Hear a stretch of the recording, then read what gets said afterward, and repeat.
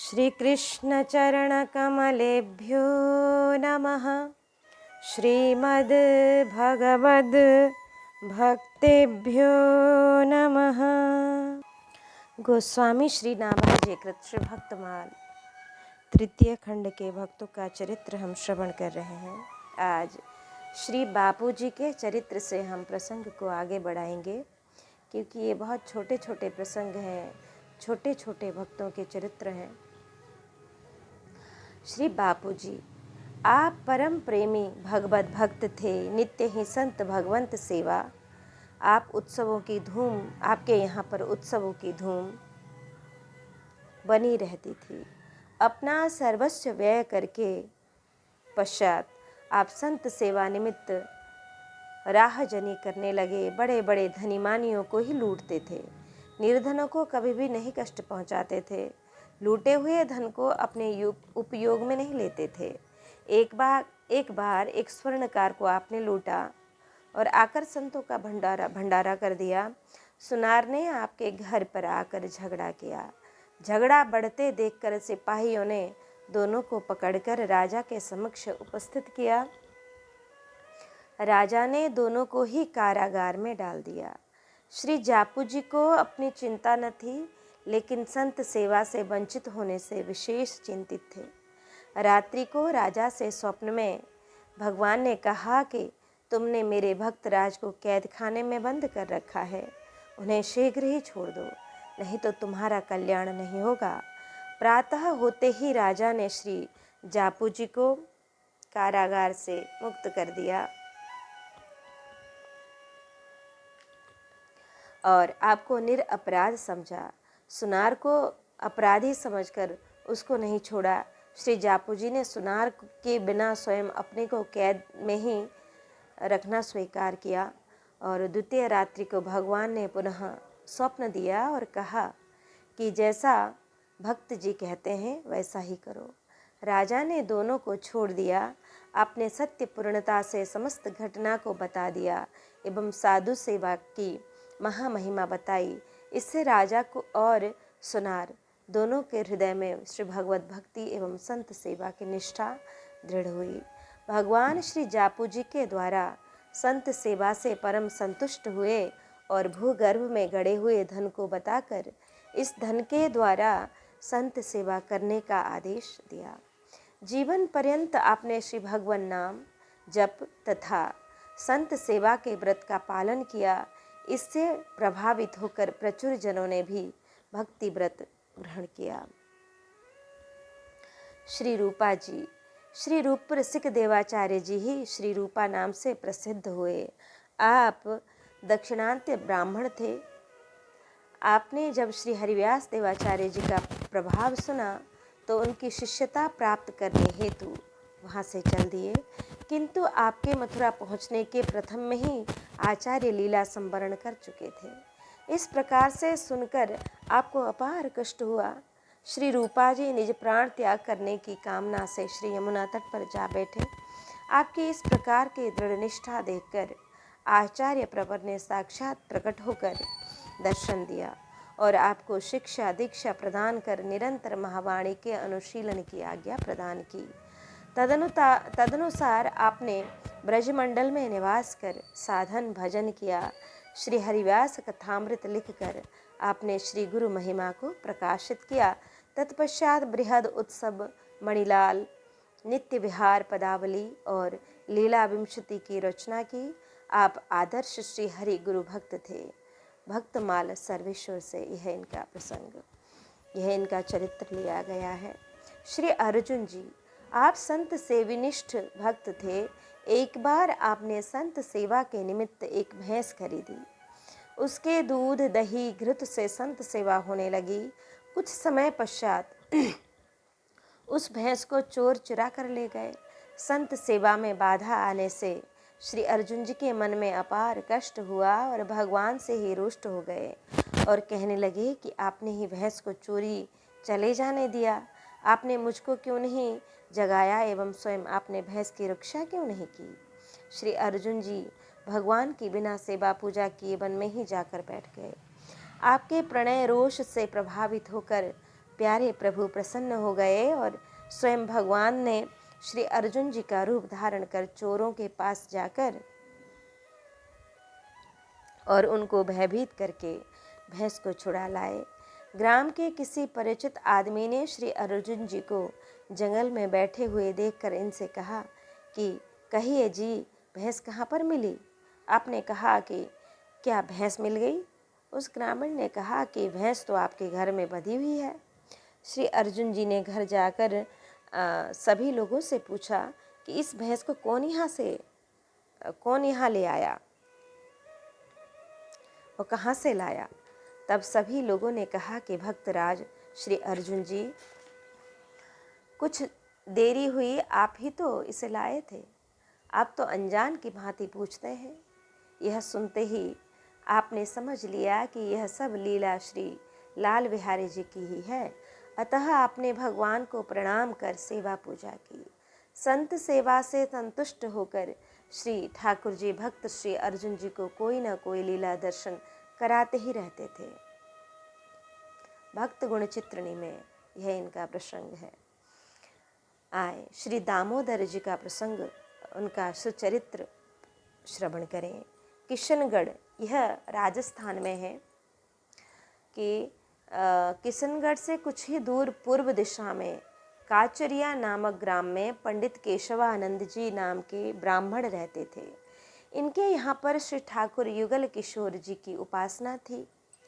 इन्हीं की कृपा से पंडित जी को दामोदर नामक पुत्र रत्न की प्राप्ति भी हुई थी। पूर्व संस्कारों के प्रभाव से कुमारावस्था में ही आपको श्री वैष्णव धर्माचरण में निष्ठा हो गई और आप भजन पाठ में रुचिशील हुए। पिता माता ने एक सुशील कन्या के साथ आपका विवाह कर दिया। इससे आपकी उपासना में किंचित मात्र भी व्यवधान नहीं हुआ। आपकी पत्नी भी पतिव्रता एवं महान भक्ता थीं। एक बार श्री दामोदर जी श्री पुष्कर राज जी की यात्रा पर गए। वहाँ पर आपको श्री हरिव्यास देवाचार्य जी के दर्शन प्राप्त हुए। आपने उनकी शरण ग्रहण कर उनसे मंत्रोपदेश एवं उपासना की विधि पूछी और प्राप्त की। श्री गुरु आज्ञा से आप निज गृह को आए। आपके एक पुत्र एवं एक कन्या उत्पन्न हुई। यथा समय आपने उसका विवाह कर दिया। कुछ समय पश्चात ही आपकी पत्नी का स्वर्गवास हो गया। इससे आपका वैराग्य और भी दृढ़ हो गया। सांपला ग्राम में आपकी पुत्र का विवाह हुआ था। वहाँ के भक्तों की प्रार्थना स्वीकार कर आपने वहीं पर ही अपनी पर्ण कुटी में निवास कर भजन एवं सत्संग के से सभी को सुख प्रदान किया। प्रतिमास आप द्वारकापुरी को दर्शनार्थ जाया करते थे। उस समय आपके वियोग से दुखी होकर समस्त भक्तजनों ने यह अभिलाषा की कि यहीं पर ही भगवान श्री द्वारकानाथ जी आकर विराजमान हो तो अति श्रेष्ठ है। यह बात आपके अंतःकरण में भी दृढ़ जागृत हो गई। आपने निज दोनों हाथों में श्री तुलसी जी का गमला लेकर अनशन व्रत धारण कर द्वारकापुरी की यात्रा की। स्नान दर्शन कर आपने श्री ठाकुर जी को अपनी प्रार्थना सुनाई। योगमाया के द्वारा भगवान ने भक्त श्री दामोदर जी को सांपला ग्राम भेज दिया। मनोरथ अपूर्ण देखकर आपका चित्त व्याकुल हो गया। श्री हरि की प्रेरणा से श्री नारद जी ने आकर भक्त श्री दामोदर जी से कहा कि आप धैर्य धारण करें। कुछ दिन पश्चात लाखा बंजारे की बालद आवेगी। उस बैल की पीठ से गिरे बोरे से आपको भगवान का श्री विग्रह प्राप्त होगा। आप प्रतीक्षा में रहें। मार्ग शीर्ष 9 संबत 1474 के दिन लाखा बंजारे की आई बालद बैल की पीठ से आपके समक्ष ही एक बोरा गिरा। भक्त श्री दामोदर जी ने शीघ्रतापूर्वक बोरा को पकड़ा और उसमें भगवान श्री युगल किशोर जी एवं श्री बलराम जी की प्रतिमाएं प्राप्त की। इस घटना से समस्त ग्रामवासी एवं बंजारे अति ही प्रभावित हुए। प्रतिमाएं पर्णशाला में पधराई गईं। तत्पश्चात लाखा बंजारे ने एक भव्य मंदिर का निर्माण कराया और सभी ग्रामवासी जनों के सहयोग से श्री विग्रहों की सेवा पूजा का प्रबंध हुआ और भक्त श्री दामोदर जी ने अनन्य भाव एवं लाड़ चाव पूर्वक सेवा पूजा की। प्रतिवर्ष ग्राम सापला में भाद्रपद शुक्ल एकादशी को जल यात्रा का उत्सव होता है। श्री दामोदर जी की भक्ति के प्रभाव से जीवों का परम कल्याण हुआ। इस प्रकार श्री दामोदर जी का सुचरित्र हमने श्रवण किया। आए अब श्री मयानंद जी का चरित्र श्रवण करें। आनंदमय श्री मयानंद जी श्री गुरु गोविंद के तुल्य ही संत जनों का सत्कार किया करते थे। आप स्वयं को भक्तों का दासानुदास कहते थे। एक बार आपको अति सुंदर चादर ओढ़े देखकर एक साधु जी ने व्यंग करते हुए कहा कि सेवक का यह धर्म नहीं है कि स्वामी को वस्त्रहीन रहने दे और स्वयं चादर ओढ़ कर रहे। यह सुनकर श्री मयानंद जी ने कहा कि इस चादर को तो भगवान ने हमें ही ओढ़ने के लिए कहा है। इस कथन का उत्तर देते हुए साधु जी ने कहा कि यदि ऐसा ही है तो आपको भगवान दूसरी भी चादर दे देंगे। आप इस चादर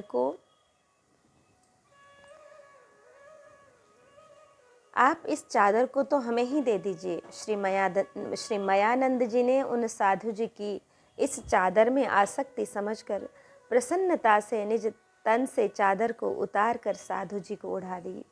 उसी क्षण ही एक चादर आकाश मार्ग से आ गई और श्री मयानंद जी के तन से पूर्ववत ही लिपट गई और उन परिहास करने वाले साधु के तन से वह चादर उड़ गई।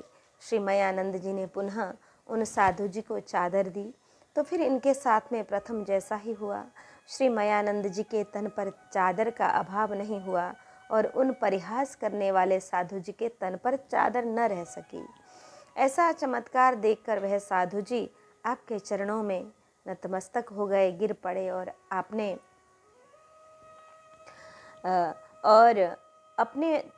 द्वारा व्यंग परिहास के लिए उन्होंने क्षमा याचना की प्रार्थना की। श्रीमुख पूजा संत की आपुन ते अधिकारी कही, जो बनेर गोपाल के भक्त इष्टता निर्वही। यह बचन परमान दास गावरे जटियाने भाऊ, बूंदी बनिया राम मडोते मोहन वारी दाऊ। माठोड़ी जगदीश दास लक्ष्मण चटुथावल भारी, सुना पथ में भगवान सबे सलखान गोपाल उधारी। भगवान ने निज श्रीमुख से निज भक्त जनों की पूजा को अपनी पूजा से भी अति श्रेष्ठ कहा है। इसी वचन को प्रमाण मानकर निम्नलिखित भक्त जनों ने संत जनों की सेवा को ही भगवान की सेवा से उच्च माना और व्यवहार में भी लाए। श्री दास जी गागरी ग्राम के जटियाने के श्री भाऊ जी, बूंदी के बनिया जाति के रामदास जी, मंडोत के श्री मोहन वारी जी और दाऊ जी, माठोड़ी के श्री जगदीश दास जी, चटथावल के श्री लक्ष्मण जी, सुनपत में श्री भगवान जी ने संत जनों की सेवा की। श्री गोपाल जी ने संपूर्ण सलखान ग्राम का उद्धार संत सेवा के प्रताप से ही किया। जोबनेर के श्री गोपाल जी भक्त ने भक्त जनों में इष्ट भाव का सदा सर्वदा निर्वाह किया। अधिक कही कि आदर परिचर्याया सर्वांगैरभिवंदनम मद्भक्त पूजाभ्यधिका सर्वभूतेषु मन्मतिः। अर्थात भगवान श्री कृष्ण ने अपनी भक्ति को प्राप्त करने का श्रेष्ठ साधन बताते हुए श्री उद्धव जी से कहा है कि मेरी सेवा पूजा में प्रेम रखना, मेरे समक्ष पृथ्वी पर लेटकर साष्टांग दंडवत प्रणाम करना, मेरे भक्तों की सेवा पूजा मेरी पूजा से बढ़कर करना एवं समस्त प्राणियों में मुझको ही देखना। पुनः षष्ठी वर्षम सहस्त्राणि विष्णोराराधने फलम सकृद वैष्णव पूजायां लभते नात्र संशयः। ये श्री पराशर स्मृति में है कि 60,000 वर्ष तक श्री विष्णु जी की पूजा करने का जो फल होता है वह एक बार श्री वैष्णव की पूजा करने से प्राप्त हो जाता है। इसमें कुछ भी संदेह नहीं है। सातव सममोही मय जग देखा मोते संत अधिक कर लेखा। भक्त का पूजन करने से भगवान का भी पूजन स्वतः ही हो जाता है, इसलिए भक्त पूजन का विशेष महत्व है। अंतर्यामी गर्भगत संत सुंदरी माही, तुलसी पूजे संत के दो पूजे जाही। इस प्रकार भगवंत और संत दोनों के मतानुसार भक्त पूजा की विशेष सिद्धि हुई। दृष्टांत है श्री लाल दास जी महंत का। होडल के महंत श्री लाल दास जी एक बार एक भक्त के गृह पर गए। वह परम वैष्णव सेवी थे। उन्होंने आदर पूर्वक महंत जी को सीधा सम्मान दिया और फिर कुछ नगद दक्षिणा देने की अभिलाषा से घर में से इधर उधर दृष्टि डालने लगे, परंतु कहीं पर कुछ रुपया पैसा रखा दिखाई नहीं पड़ा। तब श्री ठाकुर जी की सेवा के पार्षद घंटा आरती को बिक्री करके तब महंत जी को सादर दक्षिणा प्रदान की। महंत जी श्री लालदास जी ने पूछा कि भक्त जी यह रुपया कहाँ से लेकर आए? तब भक्त जी ने महंत जी के विशेष आग्रह करने पर बताया। महंत जी बोले, भक्त जी तुमने तो भगवत सेवा से श्री भक्त सेवा की अधिकता दिखला दी। भगवान ने जिस प्रकार कहा वैसा ही तुमने करके दिखा दिया। यह सुनकर उन भक्त जी ने कहा कि महाराज, घंटा आरती को बिक्री करने में क्या विशेषता की बात है? यदि यह भी न होते तो मैं आज श्री ठाकुर जी को ही बिक्री कर देता। यह सुनकर महंत जी प्रेम मग्न हो गए। इनके कानों में किसी के मधुर शब्द सुनाई पड़ रहे थे कि मद भक्त पूजा भ्यधिका, कि इस मेरे वाक्य का उचित स्वरूप है।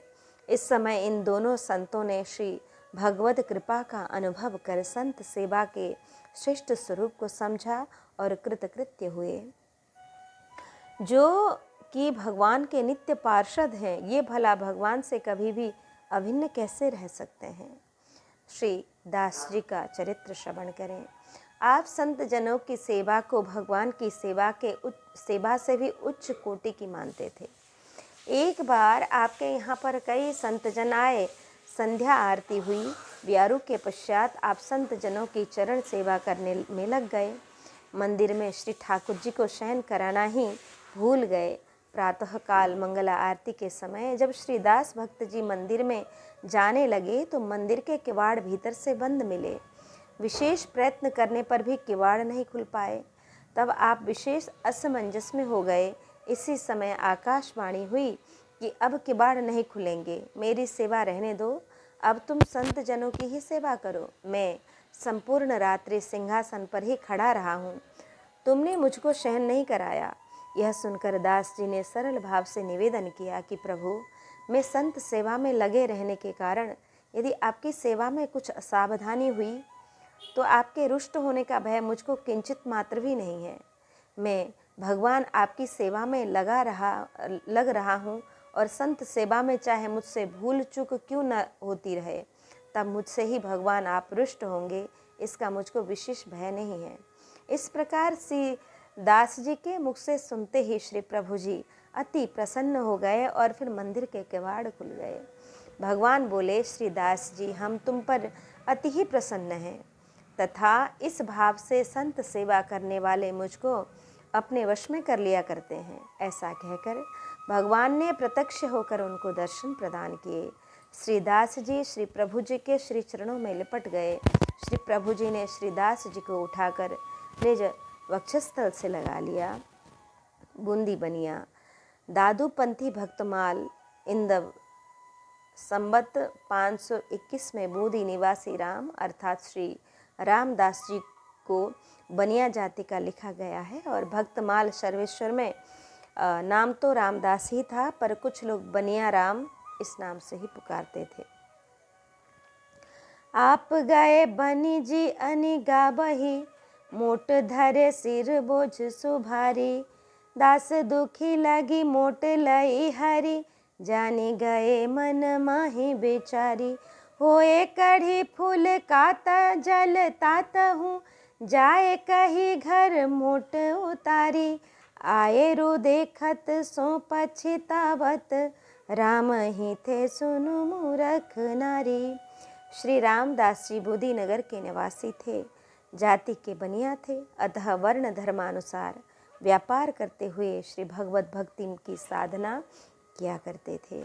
आप अपनी पीठ पर नमक मिर्च गुड़ आदि की गठरी लाद कर गांव-गांव में फेरी लगाते थे। आपको उससे कुछ नगद पैसे और कुछ अनाज भी मिल जाता था।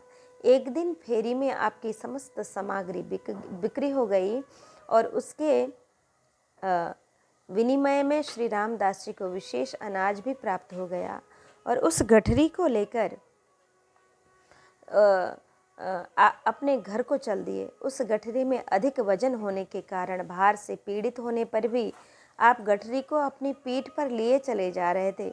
एक किसान का रूप धारण कर भगवान आए और बोले कि भक्त जी, आपका दुख मुझसे देखा नहीं जा रहा है।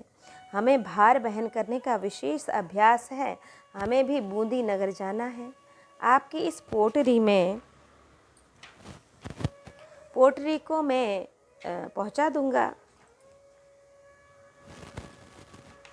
ऐसा कहकर भगवान ने भक्त के सिर का भार अपने ऊपर ले लिया और तीव्रता से आगे चल दिए। किसान रूपधारी भगवान श्री रामदास जी के नेत्रों से ओझल हो गए। तब श्री रामदास जी सोचने लगे कि मैं तो इनको जानता नहीं हूँ और यह भी मेरा घर कदाचित नहीं जानते होंगे। अच्छा, तो जाने दो, राम करे सो होए। श्री रामदास जी श्री राम कीर्तन करते हुए चल दिए और आपके मन में आया कि आज तो मैं थकित हो गया हूँ, यदि मुझे घर पर पहुँचते ही गर्म जल मिल जाए तो मैं तत्काल ही स्नान कर श्री ठाकुर जी की सेवा पूजा कर लूँ और आज कढ़ी फुल्का का भोग लगे तो ही अच्छा है। इधर किसान रूपधारी भगवान ने इनके घर पर आकर पोटरी रख दी और पुकार कर कह दिया कि भक्त जी आ रहे हैं, स्नान के लिए जल गर्म कर लो और भोग के लिए कढ़ी फुल्का बना लो। यह भक्त जी ने कह दिया है। कुछ समय पश्चात श्री रामदास जी घर पर आए तो देखा कि अनाज की गठरी रखी हुई है। आपकी स्त्री ने कहा कि जल गर्म हो चुका है, आप शीघ्रता से स्नान कर लीजिए, कढ़ी भी तैयार है। जब तक आप श्री ठाकुर जी की सेवा पूजा करेंगे तब तक फुल्का भी तैयार हो जाएंगे। श्री रामदास जी ने अपनी पत्नी से पूछा कि तुमने मेरे मन की बात कैसे समझ ली?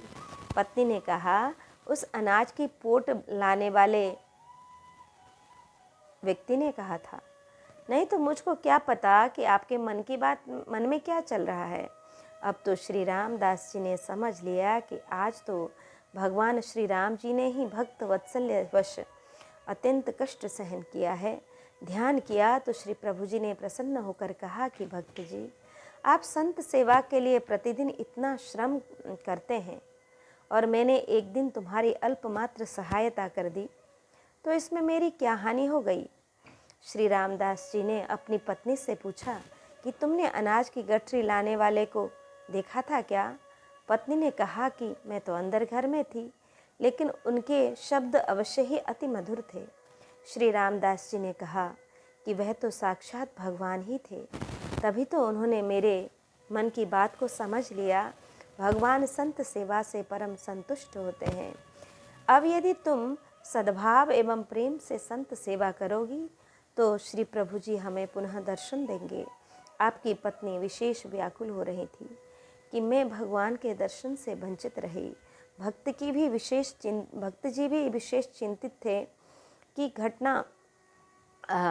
चिंतित थे कि मैंने श्री प्रभु जी के सिर पर भारी बोझा रख दिया है। यह मैंने अत्यंत ही अनुचित कार्य किया है। यह घटना श्री रामदास जी के हृदय स्थल में कष्टप्रद हो गई। तब से आप सदा भजन ध्यान में ही तत्पर रहने लगे। श्री रामदास जी संतों की सेवा उनकी रुचि के अनुसार ही किया करते थे। एक दिन आपके यहाँ पर कई संत पधारे। आपने संत जनों से पूछा कि महाराज, आप सभी जन हमारे भगवान का भोग प्रसादी ग्रहण करेंगे, अन्यथा आप सीधा सामान लेकर स्वयं ही रसोई बनाकर भोग लगाकर प्रसाद पावेंगे। संत जनों ने कहा कि हम तो आपके भगवान का ही भोग लगा हुआ प्रसाद ग्रहण करेंगे। भक्त पत्नी ने रसोई बनाई और ज्वर की रोटियों का भगवान को भोग लगाया गया। दो संतों ने रोटियों को देखकर कहा कि हम तो ज्वर की रोटी नहीं खाएंगे। आपने अपनी पत्नी से पूछा कि तुमने ज्वार की रोटियां क्यों बनाई? आपकी पत्नी ने कहा कि मैं नवीन अन्न श्री प्रभु जी को प्रिय समझकर ही ज्वार की रोटियां बनाई, और भगवान ने भी कभी ज्वार की रोटियों का भोग लगाने से मना नहीं किया था, अतः इसलिए ही मैंने ज्वार की रोटियां बनाई हैं। इस पर श्री रामदास जी ने अपनी पत्नी से कहा कि भगवान का भोग तो अनंत स्थानों में भी लगाया जाता है, ऐसा नहीं कि एकमात्र हमारे यहाँ पर ही भोग लगाया जाता हो, ऐसी बात नहीं। भगवान तो निज रुचि का भोग किसी न किसी स्थान पर ग्रहण कर ही लेते हैं, किंतु यह संत जन तो हम पर कृपा कर आज हमारे यहाँ पर ही प्रसाद ग्रहण करेंगे, कहीं अन्यत्र नहीं जाएंगे। अतः संत जनों से जिज्ञासा कर उन्हीं की रुचि के अनुसार उन्हें भगवान का भोग लगाकर प्रसाद ग्रहण कराया करो। ऐसा कहकर आपने तत्काल ही गेहूं की रोटी बनवाई और संत जनों को प्रसाद ग्रहण करवाया। श्री रामदास जी के यहाँ पर प्रतिदिन अनेक साधु संत भोजन किया करते थे। कुछ दुष्टों ने इनके द्वारा संत सेवा करने से ईर्ष्यावश राजा से निंदा की कि श्री रामदास बनिया के पास अपार धन संपत्ति है, यह व्यर्थ में ही उस धन को व्यय करते हैं और आपको उस धन की सरकारी वसूली कर भी नहीं देता है और वह सभी को ठगते भी हैं। अतः आप इसकी संपत्ति को छीनकर अपने राजकोष में जमा कर लें। राजा ने उन सभी की बात स्वीकार कर अपने सिपाहियों को भक्त श्री रामदास जी बनिया के पास भेजा। सिपाहियों ने श्री रामदास जी को बुलाकर कहा कि तुम अपनी राजकीय सरकारी कर वसूली दो, अन्यथा हम तुम्हारी समस्त धन संपत्ति को जब्त कर लेंगे। भक्त जी ने कहा कि मेरे पास तो धन का कुछ संग्रह है नहीं, मैं जो कुछ भी कमाता हूँ उस धन को संत सेवा में ही व्यय कर देता हूँ। यदि आप लोग मेरी बात को असत्य समझ रहे हैं तो मेरे घर की तलाशी ले सकते हैं। जो भी धन संपत्ति एवं सोना चांदी निकले तुम उसको ले लो। किसी ने राजा को उत्तेजित करते हुए कहा कि नींबू बनिया आप आम ये दावे ते रस देय, कि नींबू बनिया आम ये दावे ते रस देय। राजा ने भक्त श्री रामदास जी को कारागार में बंद कर दिया और आपके घर का संपूर्ण अन्न धन छीनने का विचार किया।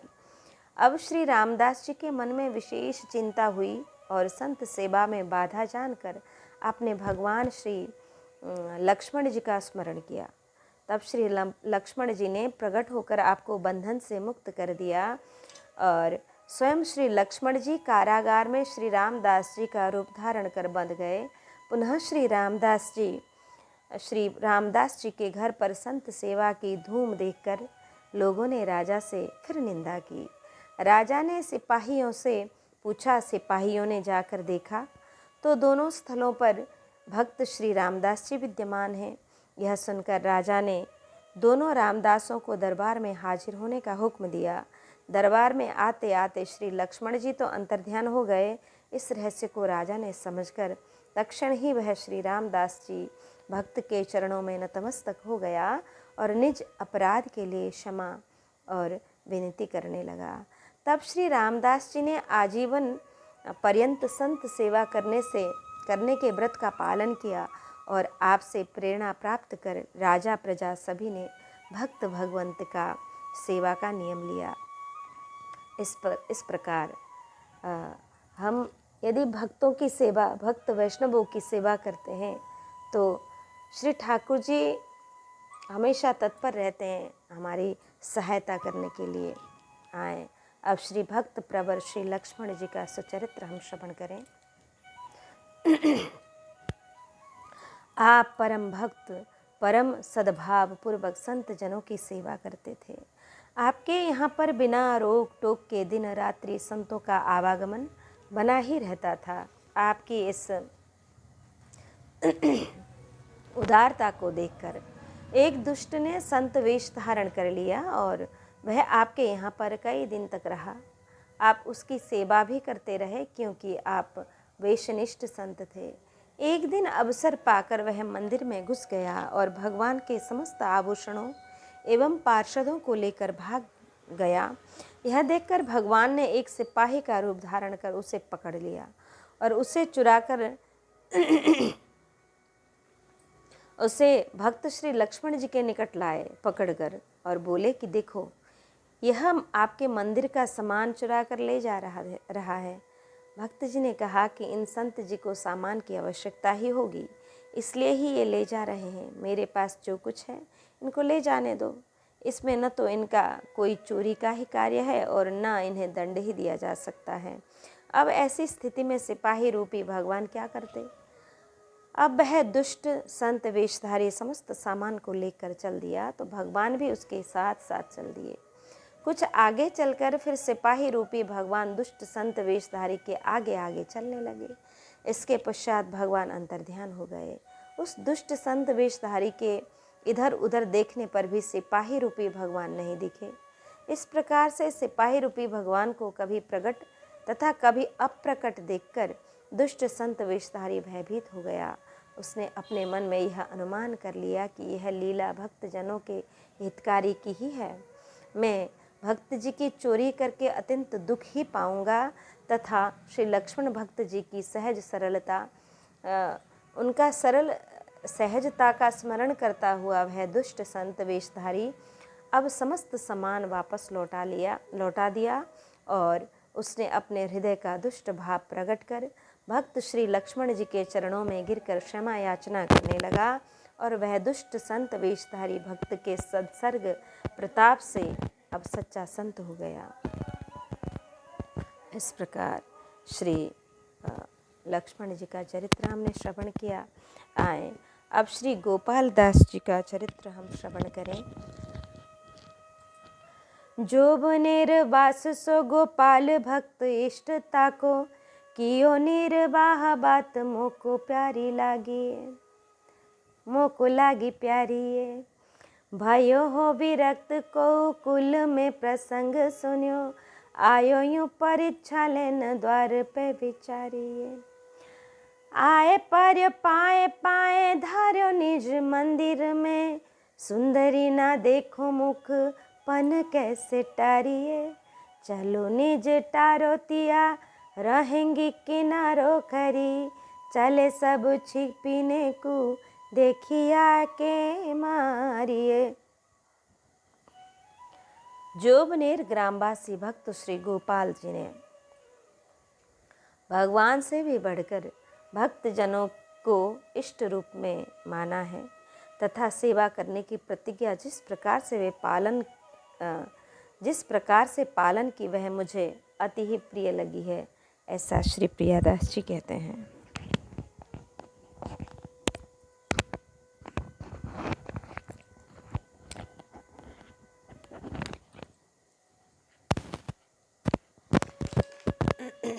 आपके कुल में कोई एक सज्जन विरक्त वैष्णव हो गए थे। उन्होंने संत जनों के श्रीमुख से भक्त श्री गोपाल जी की निष्ठा की प्रशंसा सुनी कि ये भक्त जनों को इष्ट देव मानते हैं। तब वे श्री गोपाल भक्त जी की परीक्षा लेने हेतु आपके द्वार पर आए। इन्हें अपने यहाँ पर आया हुआ देखकर श्री गोपाल भक्त जी ने शीघ्रता से इनको साष्टांग दंडवत प्रणाम किया और प्रार्थना की कि भगवान आप निज गृह में पधारिए। उन्होंने उत्तर दिया कि मेरी यह प्रतिज्ञा है कि मैं स्त्री मुख नहीं देखता हूँ। आपके घर के अंदर आकर मैं अपनी इस प्रतिज्ञा को कैसे त्याग दूँ। तब भक्त श्री गोपाल जी ने कहा कि आप अपनी इस प्रतिज्ञा को न छोड़िए। सभी स्त्रियाँ एक और अलग से छिप जाएंगी और आपके सामने नहीं आएंगी। इस प्रकार से कहकर भक्त श्री गोपाल दास जी ने सभी स्त्रियों को घर में ही छिपा दिया। तब इनको घर के अंदर ले गए। इसी मध्य कौतुकवश एक स्त्री ने इन्हें झांक कर देखा, तो उस स्त्री के झांकते ही उन विरक्त वैष्णव जी ने भक्त श्री गोपाल जी के गाल पर एक थप्पड़ मारा। तो भक्त श्री गोपाल जी के मन में किंचित मात्र भी कष्ट न हुआ। कियो निर्वाह, निर्वाह करना अति ही दुष्कर है, किंतु महत पुरुषजन जिस व्रत को अंगीकार कर लेते हैं उस व्रत को पूर्ण निष्ठा पूर्वक संपूर्ण जीवन पर्यंत आचरण में लाते हैं। अंगीकृतम सुकृतिनः परिपालयन्ति। जिस प्रकार से सत्यवादी राजा श्री हरिश्चंद्र जी ने सत्य व्रत को पालन करने का अंतः तक निर्वाह किया, सच्चे प्रेमीजन प्रेम प्रीति का निर्वाह अपनी ओर से ही करते हैं। अतः एक तरफा प्रेम ही प्रशंसनीय है। जो जन प्रेमास्पद को व्यवहार के अनुसार प्रेम करते हैं उनका प्रेम एक रस नहीं रह सकता है, उनको प्रेम कहते भी नहीं है, वह तो एकमात्र व्यवहार मात्र ही है। निज प्रेम में मग्न सच्चे प्रेमी जन को प्रेमास्पद का कटु व्यवहार भी उनके मन को अप्रसन्न नहीं कर सकता है। राजा बलि को वामन भगवान की डांट फटकार एवं उनके द्वारा सर्वस्व का अपहरण बंधन भी राजा बलि को अति ही प्रिय लगा। विपरीत व्यवहार को सद्भाव के साथ सहन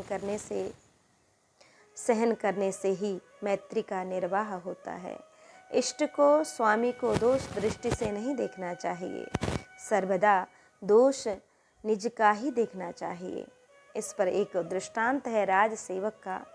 एक राजा के यहाँ पर एक सच्चा स्वामी भक्त था। एक बार राजा ने अति ही सुंदर एक कांच के महल का निर्माण कराया, उसमें विशेष धन व्यय हुआ।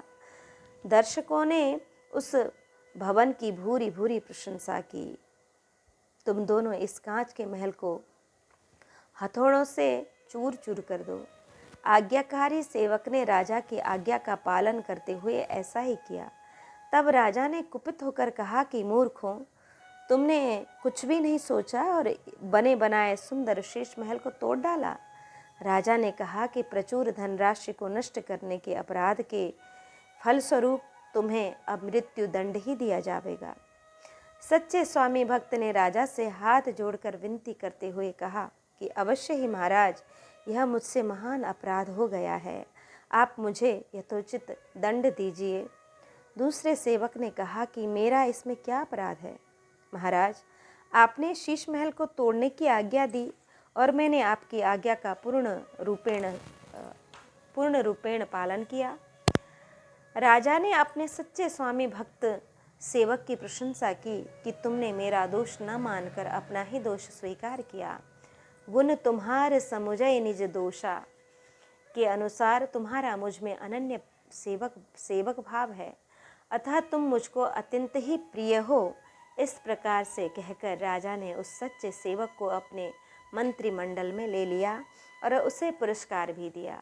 इसी प्रकार से ही भक्त श्री गोपाल दास जी ने विरक्त वैष्णव के हाथ से तमाचा खाकर भी उनमें इष्ट देव का भाव मानकर तथा उनके प्रति असद भाव न करके उस थप्पड़ को आशीर्वादात्मक समझकर भक्त श्री गोपाल दास ने अपनी संत सेवा निष्ठा का तथा समस्त श्री भगवत भक्तों में इष्टता का भाव रखने का निर्वाह किया। प्रसंग सुनियो कि भक्त श्री गोपाल दास जी के काका जी विरक्त हो गए थे। उन्होंने तीर्थ भ्रमण करते हुए संत जनों के श्रीमुख से सुना कि जोबनेर के श्री गोपाल दास जी साधुओं को अपना इष्ट मानकर भगवान से भी अधिक आदर देकर सेवा करते हैं। इस पर उन्हें अत्यंत ही आश्चर्य हुआ कि एक तो वह विप्र जाति के हैं, प्रायः इन्हें अपनी जाति का विशेष अभिमान होता है, अतः वह गृहस्थी भी हैं, फिर भी उनका ऐसा भाव है, हम तो इतने समय विरक्त होकर भ्रमण कर रहे हैं, किंतु साधु वैष्णवों में हमारा तो इस प्रकार का भाव आज तक नहीं बन पाया। अतः आपके काका जी आपकी परीक्षा लेने हेतु छिप कर आए। इनका स्त्री मुख न देखने का व्रत नहीं था, परंतु परीक्षा लेने हेतु ही व्रती बने। सुंदरी न देखो मुख, पर स्त्री में मन बुद्धि जाने से उसमें आसक्ति दोष होने की संभावना बनी रहती है। अतः कल्याणकारी को परस्त्री की ओर नहीं देखना चाहिए।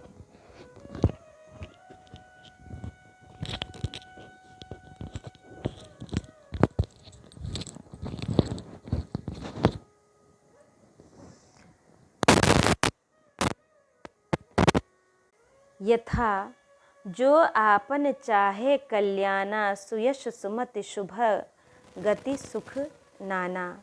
सो पर नारी लीलार गुसाई, तजो चौथी के चंद की नाई। जिनके लहे न रिपुरन पीठी, नहीं पावहीं पर तीय मन दीठी। मंगन लहे न जिनके नाही, ते नर बर थोरे जग माही। जिनकी दृष्टि और मन परस्त्री की ओर जाए, जिनकी दृष्टि और मन परस्त्री की ओर जाए, कविगण उन्हें ही इस पृथ्वी पर मनुष्य में श्रेष्ठ, प्रशंसनीय, सत्पुरुष एवं धन्य बनाते हैं।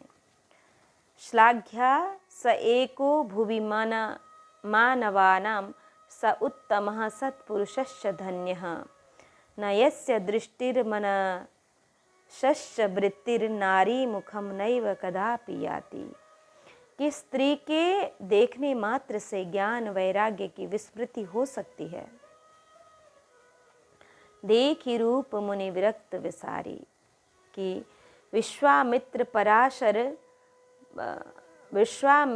पराशर प्रभृतयो बाताम्बुपर्णाशनास्, तेपि स्त्रीमुखपङ्कजं सुललितं दृष्ट्वैव मोहं गतः। शाल्यन्यं सघृतं पयोदधियुतं, भुञ्जन्ति ये मानवास्, तेषामिन्द्रिय निग्रहो यदि भवेत्। विन्ध्यस्तरित सागरम। कि वायु, जल एवं पत्तों का सेवन करने वाले विश्वामित्र, पराशर आदि अनेक ऋषि मुनिगण सुंदर स्त्री मुख कमल को देखकर मोहित हो गए थे।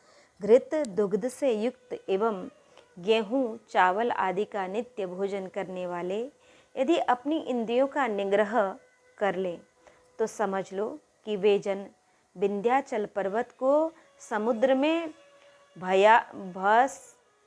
भसायमान कर देते हैं। शाक पात जो खावत है, उन्हें सतावत काम। दूध, अन्न और सब कुछ खाते हैं, उनकी जाने राधे श्याम। इसका तात्पर्य यह है कि परस्त्री मुख नहीं देखना चाहिए। ब्रह्मा जी अपनी कन्या सरस्वती जी को देखकर ही मोहित हो गए थे और इनके पुत्रों ने इनकी निंदा भी की थी। तब श्री ब्रह्मा जी ने निज तन का त्यागन किया, जो कोहरा हो गया। इस प्रसंग में श्री जीव गोस्वामी जी का स्त्री मुख न देखने का प्रण स्मरणीय है। उनकी इस प्रतिज्ञा का श्री मीराबाई जी ने खंडन किया है।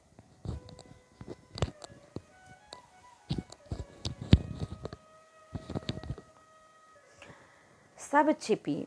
भक्त श्री गोपाल दास जी ने स्त्रियों को घर के भीतर जाकर समझाया कि संत जी भोजन करने आ रहे हैं, तुम सभी छिप जाओ, क्योंकि ये विरक्त वैष्णव स्त्रियों का मुख दर्शन नहीं करते हैं।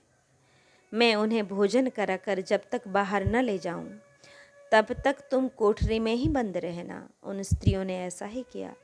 वे स्त्रियां कह रही थीं कि अहो, ऐसे संत तो आज ही हमारे यहाँ पर आए हैं, जैसे कि कदाचित उन्होंने गृहस्थ में जन्म ही नहीं लिया है। इनका पालन पोषण भी माता बहनों ने नहीं किया है। यदि यह तो कोई अलौकिक अयोनि महापुरुष हैं, ऐसा लगता है कि ये किसी वृक्ष से अथवा पृथ्वी को फाड़कर ही प्रकट हुए होंगे। स्त्रियों ने कहा कि यह तो हमारे लिए अत्यंत ही दुर्भाग्य की बात है, जो कि ऐसे संत हमारे घर पधारें और हम इनके दर्शनों से वंचित रह जाएं। एक स्त्री ने कहा कि उन विरक्त वैष्णव जी का नियम है कि स्त्रियों के मुख का दर्शन करना, तो वे हमारा मुख न देखें, और उन विरक्त वैष्णव जी का नियम है कि स्त्रियों के मुख दर्शन न करना, तो वे हमारा मुख न देखें और अपने नियमों का पालन करें। उन स्त्री ने कहा कि संत का दर्शन करने का नियम मेरा है, मैं तो दर्शन अवश्य ही करूंगी। उस स्त्री ने कहा कि ऐसा नहीं है कि कोई भी उन्हें न देखे तथा दर्शकजन उनके दर्शन न करें, ऐसा विरक्त वैष्णव जी नहीं चाहते होंगे। संत जन तो निज दर्शन प्रदान कर लोक कल्याण करते हैं। ऐसा विचार बनाकर उस स्त्री ने पर्दे में से झांक कर विरक्त वैष्णव जी के दर्शन ही कर लिए। एक एक पे तमाचो दियो, दूसरे ने रोष कियो, देवो या कपोल पे यो बानी कही प्यारी है। सुनिया सुभरी आए, जाए लपटाए पाऊँ, कैसे कही जाए यह रीति कछु न्यारी है। भक्त इष्ट सुनियो मेरे बड़ो अचरज भयो, लई में परीक्षा भई शिक्षा मोकु भारी है। बोल्यो अकुलाए अजू पै कहाँ भाए, ऐसे साधु सुख पाए कहें यही मेरी जारी है।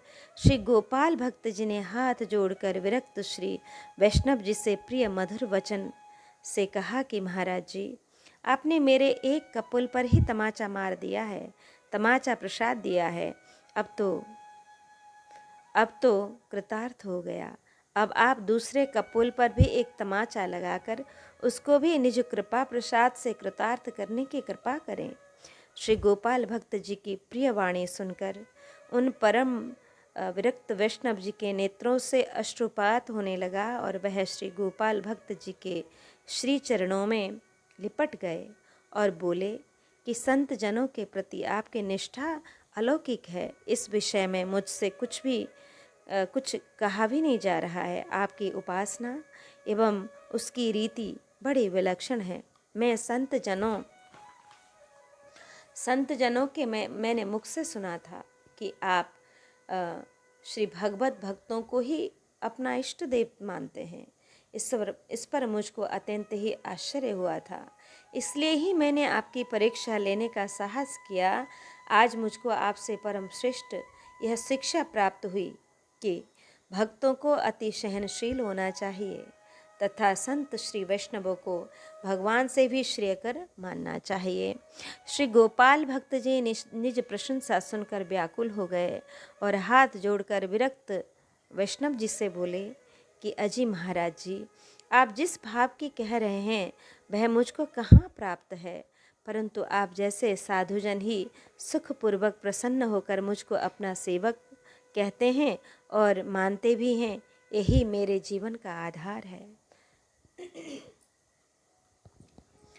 श्री गोपाल भक्त जी ने विरक्त संत जी के कर कमलों द्वारा निज कपोल पर स्पर्श प्राप्त कर कृतार्थता का अनुभव करते हुए कहा कि भगवान, आपने निज दाहिने हाथ से मेरे बाम कपोल को तो पवित्र कर दिया, लेकिन अब इस दाहिने कपोल को भी आप निज बाएं हाथ द्वारा एक तमाचा लगाकर पावन कर दीजिए, क्योंकि दाहिना कपोल रुष्ट हो रहा है और मचल रहा है, आपके हस्त कमल द्वारा तमाचा खाने के लिए लालायित है और वह इस प्रकार से रोष प्रकट कर रहा है कि मैंने ही ऐसा कौन सा अपराध किया जो मैं तमाचा प्रसाद में वंचित रह रहा हूँ।